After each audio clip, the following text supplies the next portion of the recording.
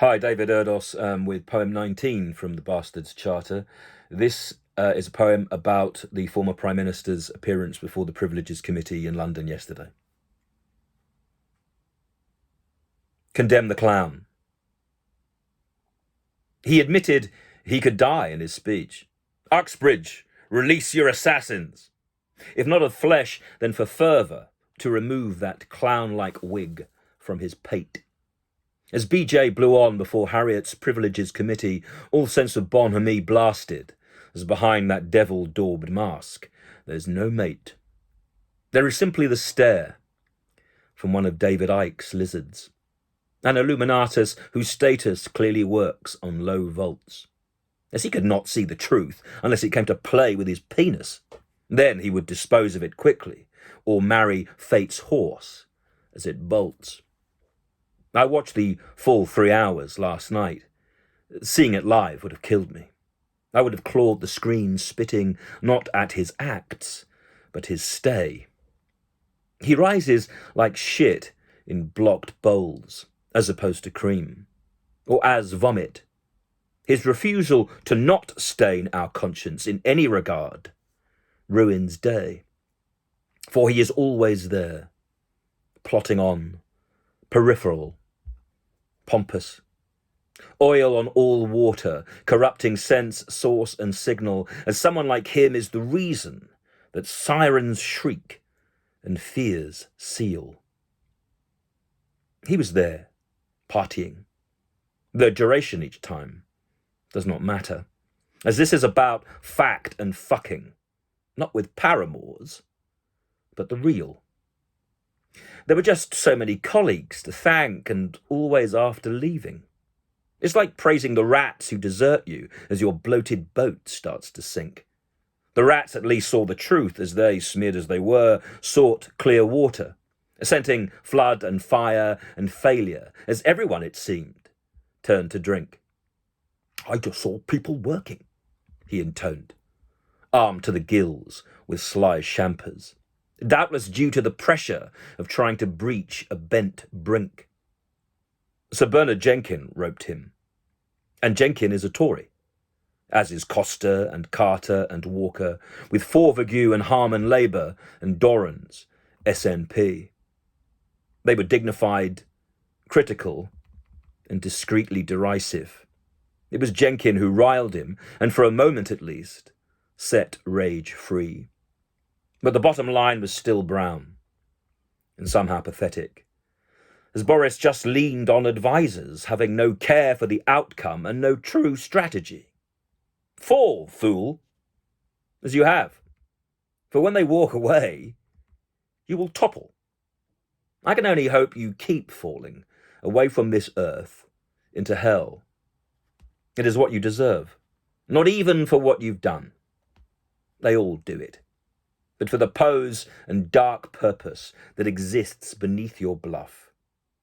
Evil swells.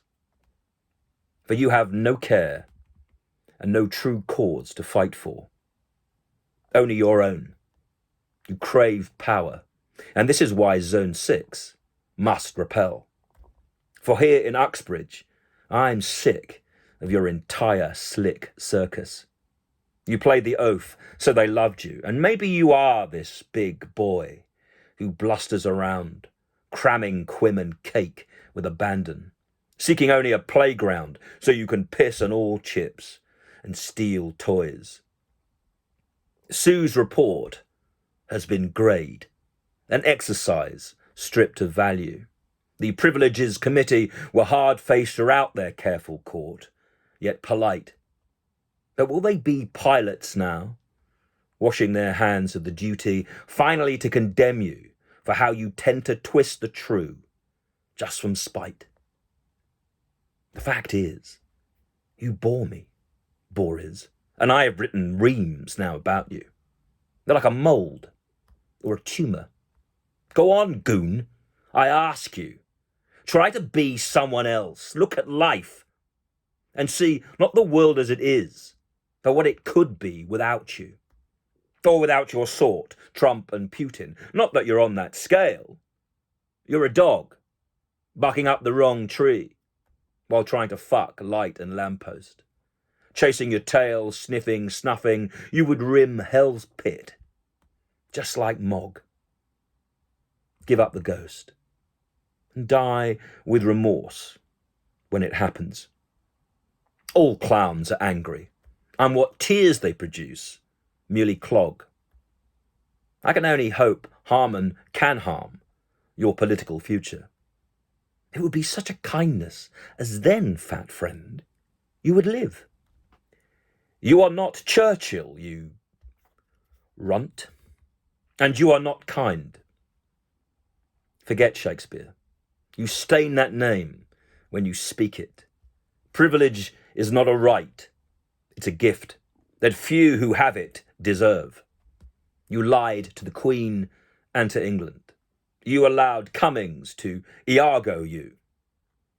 Loyalties shift. And they do so because there's no worth in the state or place you made for them.